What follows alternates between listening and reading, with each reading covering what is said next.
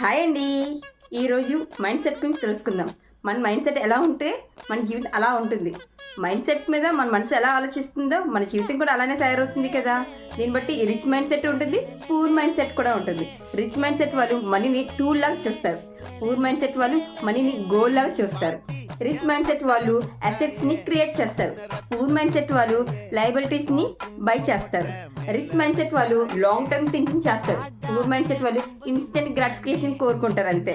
Rich mind set వాళ్ళు ఎలా afford చేయాలి అని అడుగుతారు. పూర్ మైండ్ సెట్ వాళ్ళు నేను ఎఫోర్డ్ చేయలేను అనుకుంటూ ఉంటారు. రిచ్ మైండ్ సెట్ వాళ్ళు ఆపర్చునిటీని క్రియేట్ చేస్తారు. పూర్ మైండ్ సెట్ వాళ్ళు ఆపర్చునిటీ కోసం వెయిట్ చేస్తారు. రిచ్ మైండ్ సెట్ వాళ్ళు వాల్యూ ప్రొవైడ్ చేయడంపై ఫోకస్ చేస్తారు. పూర్ మైండ్ సెట్ వాళ్ళు మనీని ఎర్న్ చేయడంపై మాత్రమే ఫోకస్ చేస్తారు.